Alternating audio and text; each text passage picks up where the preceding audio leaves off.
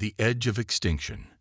Admiral Phila stood on the observation deck of the Galactic Federation flagship Eternal Light, her forearms clasped tightly behind her back as she stared at the tactical display. The holographic projection showed the inexorable advance of the Corvan Dominion fleet, a seething mass of biomechanical vessels that had already consumed 17 Federation worlds in the past cycle. Time until they reached Centauri Outpost, she asked, her voice steady despite the dread pooling in her abdomen. Senior Tactician Vex, his translucent skin pulsing with anxiety-induced bioluminescence, looked up from his console. 12 standard hours, Admiral. Their vanguard has already disabled our outer sensor array. Around the circular command center, representatives of the Federation's 7 founding species worked with grim efficiency. They had been fighting for nearly 8 cycles, and every being on this bridge understood the stakes. This wasn't merely another skirmish. It was potentially the final stand of the oldest democratic coalition in the known galaxy. The High Council is assembled and waiting, Admiral, announced Communications Officer Zeri. Admiral Phila nodded. Tell them I'm on my way. The Federation Council chamber had once accommodated representatives from 34 species. Today, only 19 seats were filled. The others belonged to civilizations that had either been completely eradicated by the Corvan Dominion or had surrendered and accepted assimilation into the hive. High Counselor Marin, the eldest among them, spoke first. Our latest intelligence confirms what we feared. The Corvan fleet is carrying planet-killer ordnance. If Centauri Outpost falls, they won't simply occupy it. They'll obliterate it as an example to others. A heavy silence fell over the chamber. The Corvans didn't believe in taking prisoners or occupying territory. Their strategy was simple and terrifying. Destroy all resistance, harvest useful biological material, and convert compatible species into their hive through neural parasites. 3 Federation species had already been entirely assimilated, their individual consciousnesses subsumed into the Corvan collective. We should consider negotiation, suggested Counselor Zeth, his crystalline form dimming in resignation. Perhaps some of our people might be spared. Admiral Phila stepped forward. Negotiate what, Counselor? The Corvans don't negotiate. They consume. The only choice they offer is between quick extinction or slow assimilation. There might be one option we haven't explored, said High Counselor Marin, her ancient eyes focusing on a point beyond the chamber walls. The humans. The room erupted in murmurs and exclamations. The humans, scoffed Defense Coordinator Balto. They've remained isolated in their system since we first discovered them 30 cycles ago. Why would they intervene now? Admiral Phila considered this. When the Federation had first encountered Earth, they had been both fascinated and disturbed by humans. While technologically less advanced than most spacefaring species, humans exhibited a capacity for violence and conflict that most evolved civilizations had long abandoned. Their history was riddled with warfare over resources, territory, and even abstract concepts like ideology. The Federation had established minimal diplomatic relations, but kept humans at arm's length, concerned about their potential instability. Because, Admiral Phila said slowly, the Corvans will eventually target them too. And because humans possess something none of us truly understand anymore, they know war in ways we've forgotten. The Council debated furiously. Some argued that involving humans would introduce an unpredictable element into an already desperate situation. Others worried that exposing humans to advanced Federation technology could eventually create a different kind of threat. I will go, Admiral Phila finally declared. I will travel to Earth and request their assistance. They may refuse, warned Counselor Zeth. Yes, Admiral Phila acknowledged. But if they accept, the Corvans may find themselves facing something they've never encountered before, an enemy that doesn't fight according to any rules they understand. Admiral Phila's diplomatic vessel emerged from the quantum gate near the edge of Earth's solar system. Immediately, dozens of defensive platforms locked onto her ship, and communication channels burst with warning messages. Admiral, "We're being hailed by Earth's United Defense Command," reported her pilot. "Open the channel," Thela ordered. A human face appeared on the main view screen. Female, with close-cropped gray hair and eyes that evaluated everything with clinical precision. "This is General Helena Shepard of Earth's United Defense Command. Your unscheduled arrival has triggered our defensive protocols. State your business immediately." Admiral Thela inclined her head respectfully. "General Shepard, I am Admiral Thela of the Galactic Federation. I come on behalf of the High Council with a matter of extreme urgency. I request permission to meet with your leadership." Shepard's expression remained impassive, but her eyes narrowed slightly. "Proceed to Orbital Station Delta. You will be escorted by our security forces. Any deviation from the designated flight path will be considered hostile action." The orbital station was an austere, functional structure, all straight lines and reinforced armor plating, with weapons systems integrated seamlessly into its design. It embodied the human approach to space. Prepare for the worst while hoping for the best. General Shepard was waiting in the conference room, accompanied by 3 other humans. 2 in military uniforms bearing different insignia, and 1 in civilian attire. "Admiral Thela, this is Admiral Cheng, my second-in-command, Colonel Rivera, our Chief of Operations, and Dr. Okafor, our Chief Xenobiologist." Thela noted that none of them offered the traditional human handshake. Their postures were tense, alert. They were prepared for anything. "Thank you for agreeing to meet," Thela began. "I will be direct. The Galactic Federation stands on the brink of extinction. The Corvan Dominion has conquered over half our territory and shows no sign of stopping. We need military assistance." Admiral Cheng raised an eyebrow. "After 3 decades of keeping humanity at arm's length, now you want our help?" "Yes," Thela replied simply. "We misjudged your species, and now we're paying the price for that error." "What exactly did you misjudge?" Colonel Rivera asked, leaning forward. Thela hesitated, then decided that honesty was her only option. "Your capacity for conflict. We saw it as a flaw, evidence that humans weren't ready for full integration into galactic society. Now we understand it may be the only thing that can save us all." The room fell silent. General Shepard drummed her fingers on the table, studying Thela carefully. "And why would we help you?" she finally asked. "Earth has remained neutral in this conflict for good reason." "Because the Corvans won't stop with us," Thela responded. "Our intelligence shows they're already plotting hyperspace routes toward your solar system. You're next. It's only a matter of time." Dr. Okafor passed a data tablet to General Shepard, who studied it briefly. "Our own intelligence suggests the same," Okafor confirmed. "The Corvan pattern of expansion will bring them to our doorstep within 5 years, regardless of the Federation's fate." Shepard stood and walked to the viewport overlooking Earth's curved horizon. "What exactly are you asking for, Admiral?" "Military intervention. Your soldiers, your ships, your—" Thela searched for the right word. "Ingenuity." "And what does Earth receive in return?" Admiral Cheng asked bluntly. Thela had anticipated this question. Full Federation membership, unrestricted access to all technologies previously withheld from humans, and exclusive trade rights to rebuild Federation worlds after the conflict. General Shepard turned back, her expression unreadable. "You must be truly desperate to offer such terms." "We are," Thela admitted. Shepard exchanged glances with her colleagues. "I will need to consult with the Global Defense Council, but I believe we can reach an agreement." Relief washed over Thela. "How soon could you deploy forces? How long does Centauri Outpost have?" "The Corvan fleet will reach firing range in less than 10 hours. Shepard's lips curved in a tight smile. "Then we'll be there in 8. With the first strike fleet." Thela blinked in surprise. "So quickly?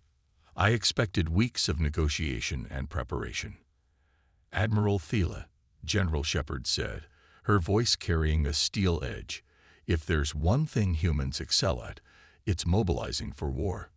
We've never stopped preparing for the day we might need to defend ourselves against threats from beyond our system.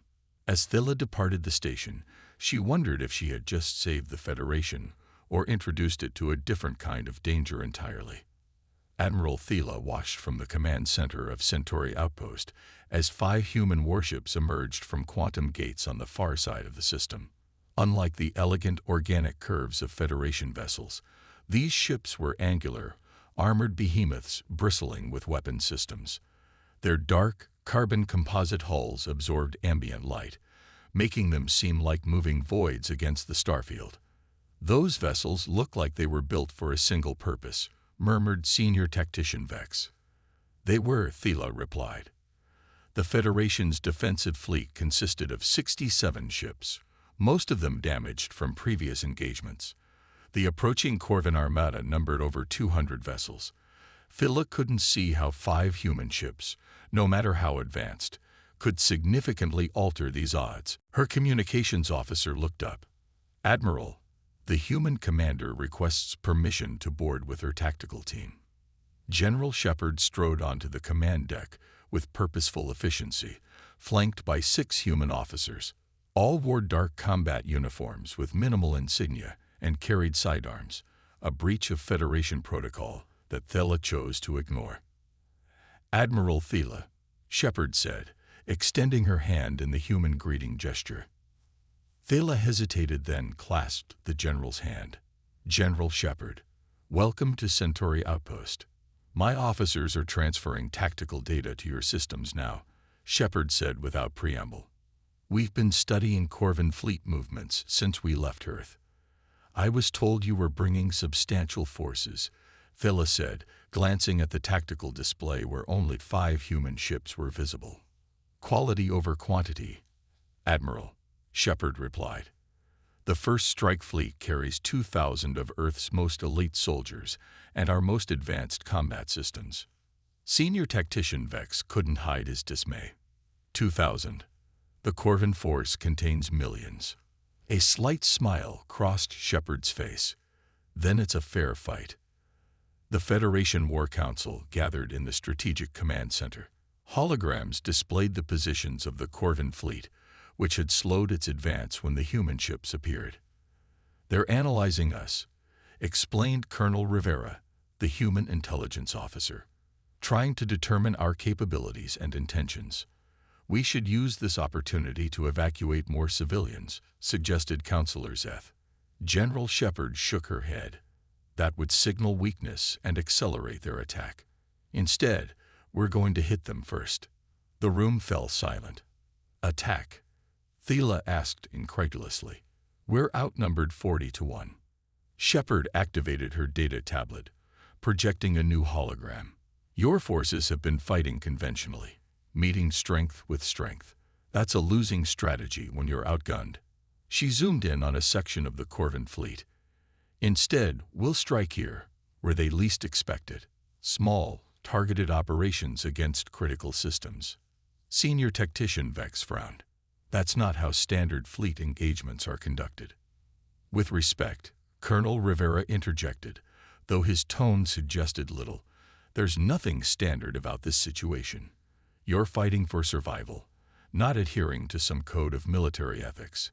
Before anyone could respond, alarms blared throughout the command center. "Corvin forces have launched an advanced strike," announced a tactical officer. "They've breached orbital defense grid Echo 7 and deployed ground forces in the western habitation zone." "That's 3 kilometers from the nearest defensive position," Vex said. "We can't respond in time." General Shepard tapped her communicator. "Major Kane, you're up. Execute Operation Shadowfall."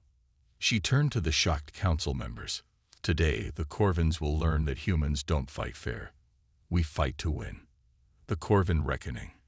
In the darkness of Centauri Outpost's western habitation zone, Major Diane Kane and 30 human soldiers moved silently through abandoned residential blocks. They wore advanced combat suits with adaptive camouflage that bent light around them, rendering them nearly invisible in the shadows. "Contact ahead," whispered Lieutenant Santos through their secure comms. I count 60-plus Corvin ground forces establishing a forward position. Kane's lips curved in a predatory smile. Perfect.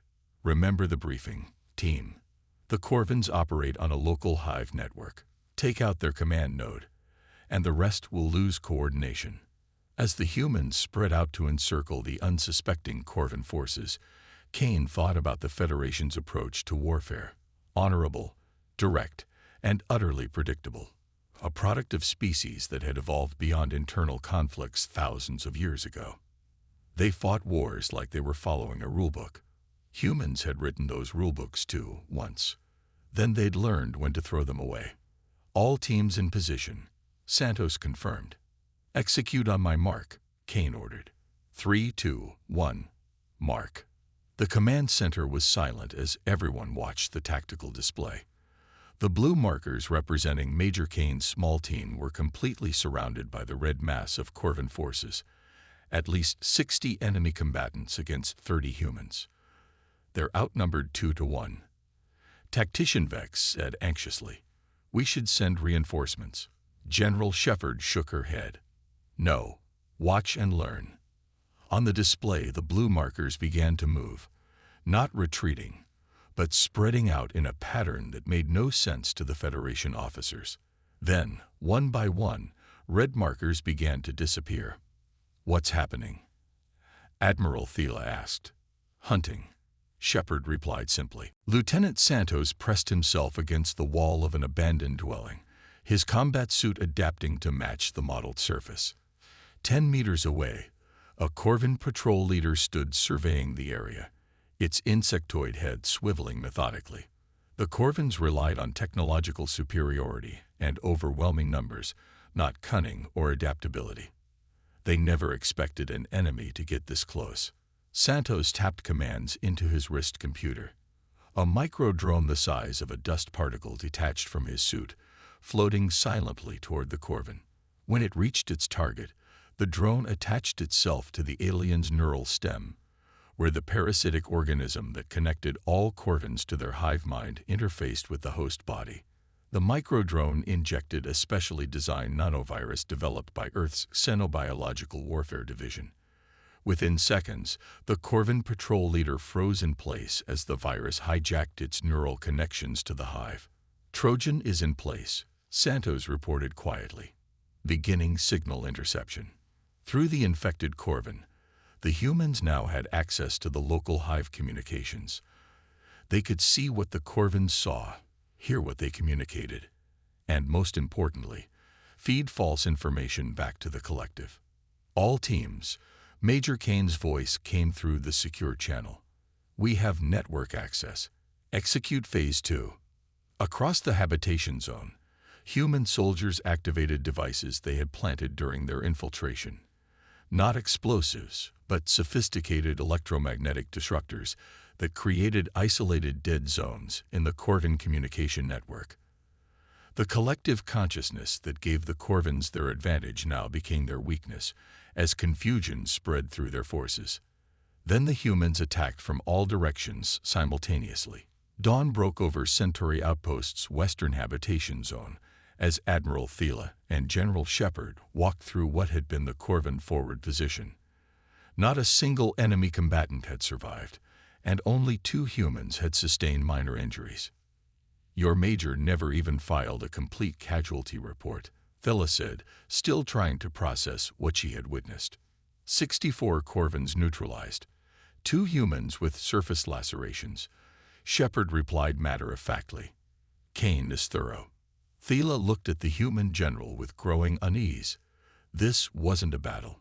This was, she struggled to find the right word. "Efficient," Shepard supplied. "The fundamental difference between your approach to warfare and ours, Admiral, is that we never mistake war for a sporting contest. It's about achieving objectives with minimal losses to your own side."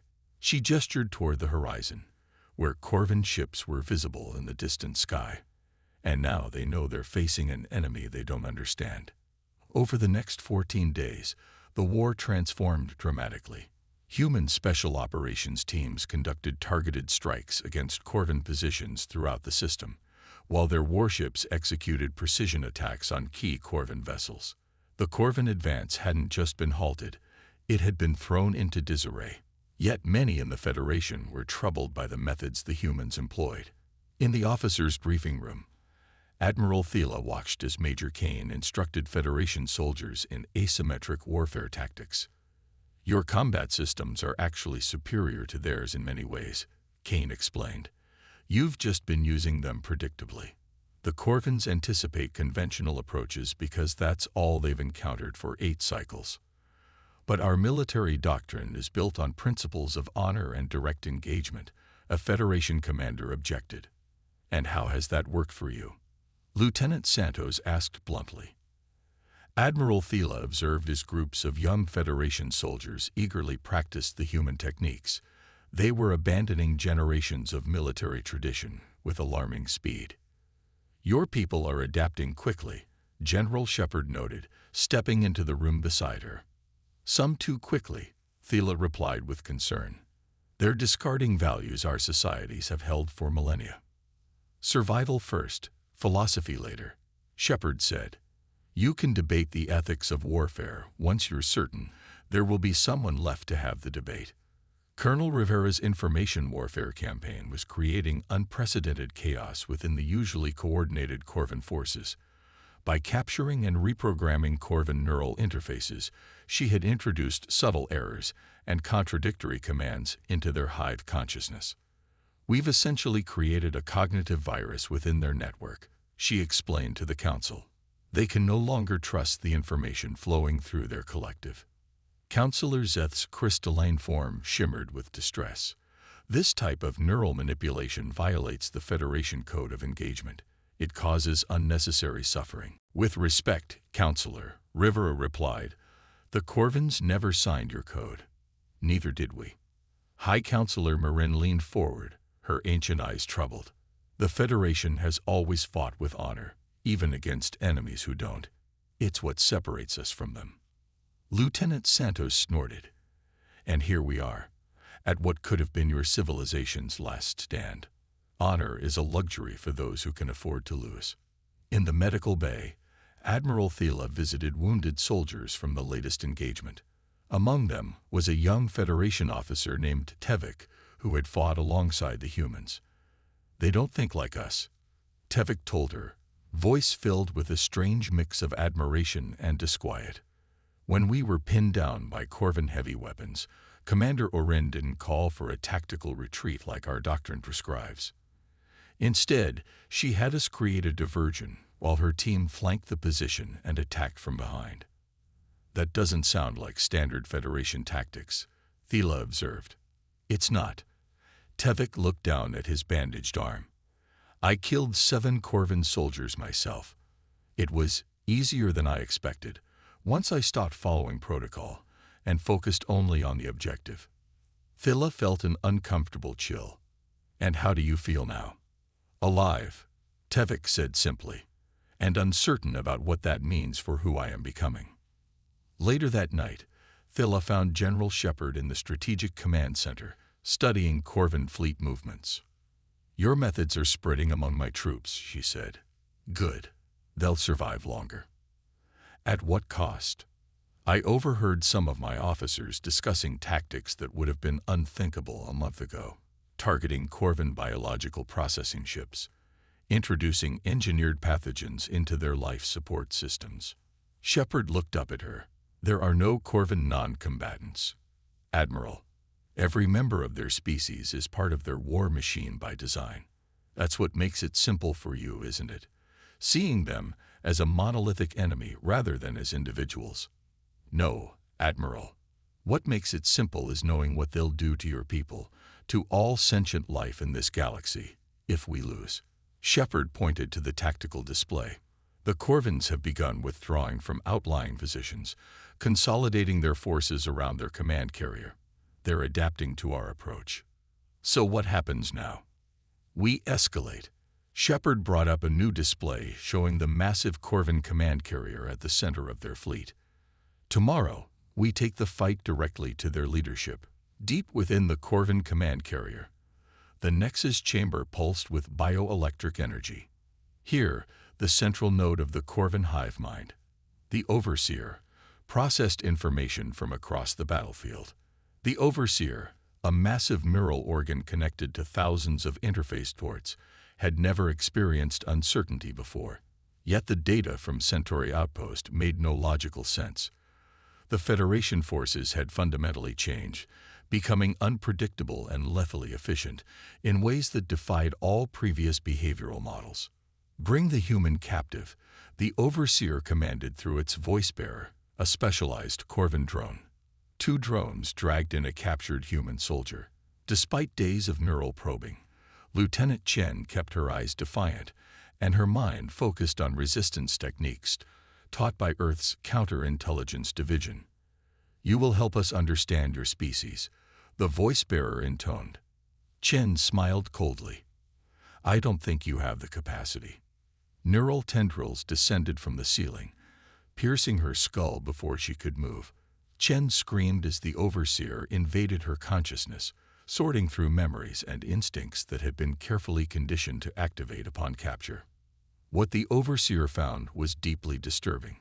Humans possessed contradictory neural patterns, capable of extraordinary compassion one moment and calculating violence the next. Their minds contained layers of deception, some so deeply ingrained that the humans themselves weren't fully aware of them. Most troubling of all, they seemed to thrive on chaos and adaptation, the very antithesis of the order and unity that defined Corvin existence. As the overseer processed this information, it failed to notice that the neural link was functioning bidirectionally. The specialized implants in Lieutenant Chen's brain, standard issue for all human special forces in this campaign, were transmitting the overseer's own neural map back to Earth's command systems. "The Corvins have captured Lieutenant Chen from Recon Team Epsilon," Colonel Rivera reported in the war room. "Based on her implant transmissions, she's being held on their command carrier." General Shepard's expression hardened. "Is she still transmitting?" "Yes. We're receiving a complete neural map of their command structure and the overseer's thought patterns." Rivera displayed the incoming data on the main screen. "It's exactly what we needed." Admiral Phila stared at the complex diagram. "Is this the Corvin hive mind itself?" "It's their command node," Shepard confirmed. "And now we know exactly how it processes information and makes decisions." She turned to her officers. "Prepare the strike team. We launch in 2 hours." "You can't possibly be planning to board their command carrier," Phila protested. "Its defenses are impenetrable." "We're not going to board it," Shepard said with grim satisfaction. "We're going to let them invite us in." The Federation Human Joint Council convened an emergency session as General Shepard outlined the final phase of her strategy. "The Corvin overseer thinks hierarchically," she explained. "It can't conceive of warfare without central command. Our neural virus has already compromised its ability to trust information coming from its subordinate nodes. Now we'll offer it what appears to be a solution, a delegation seeking surrender terms." "You want us to offer surrender?" Counselor Zeth asked incredulously. "No," Shepard corrected. "We want the Corvins to think that's what we're doing. Meanwhile, Major Kane's team will deploy a specialized quantum disruptor that will sever the overseer's connection to the collective." High Counselor Marin looked troubled. "What happens to the Corvins if their hive mind is suddenly disconnected?" Shepard's expression remained impassive. "Neural cascade failure. Their entire command structure will collapse instantaneously." "That would kill thousands of individual Corvins," Phila said quietly. "It would end the war," Shepard countered, "and save billions of Federation lives." The council chamber erupted in debate. Some argued that this approach violated every principle the Federation stood for. Others insisted that survival took precedence over ethical concerns. "We need to vote," High Counselor Marin finally declared. Admiral Phila watched as, one by one, the council members cast their votes. In the end, the decision was 17-2 in favor of implementing the human strategy. As the council dispersed, Phila approached General Shepard. "If we do this, if we win this way, what kind of civilization will we be afterward?" Shepard regarded her thoughtfully. My great-grandmother was a history professor on Earth. She used to say that peace is purchased with blood, but sustained through wisdom. The question isn't what kind of civilization you'll be if you follow our methods now. It's what you'll choose to be when the fighting stops. 48 hours later, Admiral Thila stood on the command deck of the Eternal Light, watching as a small Federation vessel approached the Corvin command carrier under a flag of truce. Aboard that ship, Major Kane and her team waited, disguised as Federation diplomats. The Corvins have accepted the diplomatic vessel, reported a communications officer. They're allowing it to dock. General Shepard nodded. Right on schedule. The Overseer wants to understand surrender firsthand. She turned to Colonel Rivera. Begin the final phase. Throughout Centauri Outpost and across all Federation comms, Rivera's team broadcast a specific frequency pattern, one that appeared meaningless to Federation sensors, but that the Corvin hive mind would interpret as a command authentication sequence. Aboard the command carrier, Major Kane's team moved through the corridors, escorted by Corvin drones who believed they were bringing Federation representatives to discuss terms. Each human carried components of the quantum disruptor disguised as diplomatic materials. As they entered the Nexus chamber, the Overseer's voice-bearer addressed them. You will present your terms of capitulation. Major Kane stepped forward. We will indeed present something. She nodded to her team, who assembled the quantum disruptor with practiced efficiency. A future without your kind. Before the Overseer could respond, Kane activated the device. A pulse of quantum energy radiated outward, targeting the specific neural frequency used by the Corvin hive mind. Throughout Federation space, Corvin ships suddenly went dark, their coordinated maneuvers dissolving into chaos. Some began firing randomly, others drifted powerless. The massive command carrier itself convulsed as internal systems failed catastrophically. In the aftermath, as Federation forces secured Centauri Outpost and began the process of reclaiming their territory, Admiral Thila found General Shepard in the observation lounge, looking out at the stars. The Federation Council has ratified the alliance agreement. Thila said, Earth is now officially a full-member world, with all the rights and privileges that entails. Shepard nodded. And the technologies we were promised. Transfer protocols are already being established. They stood in silence for a moment, watching as recovery vessels moved among the disabled Corvin ships. What will happen to the surviving Corvins? Shepard asked. Those we can save will be placed in medical stasis until we can find a way to safely disconnect them from the remnants of the hive mind. Thila explained.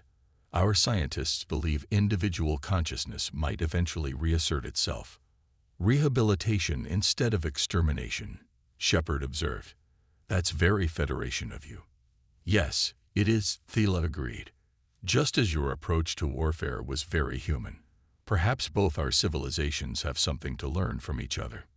Perhaps, Shepard conceded. Though I hope you never need our particular expertise again. As they watched the stars together, Admiral Thila reflected on how much had changed in so short a time. The Federation had survived, but it had also been transformed. They had glimpsed humanity's capacity for both terrible destruction and remarkable ingenuity. Their willingness to cross lines that Federation species had drawn millennia ago. The question now was whether the Federation could integrate these new allies without losing its soul in the process, and whether humans, having shown the galaxy their capacity for warfare, might now demonstrate equally impressive capacities for peace. You know, Thila said finally, before all this, many in the Federation wondered if humans were ready for galactic society. Now I think perhaps the real question is whether galactic society is ready for humans. General Shepard smiled faintly. I guess we'll find out together. Beyond the viewport, the first ships from Earth's main fleet appeared from quantum gates, coming to help rebuild what the war had nearly destroyed. A new chapter in galactic history had begun, one written in part with blood, but perhaps with wisdom as well.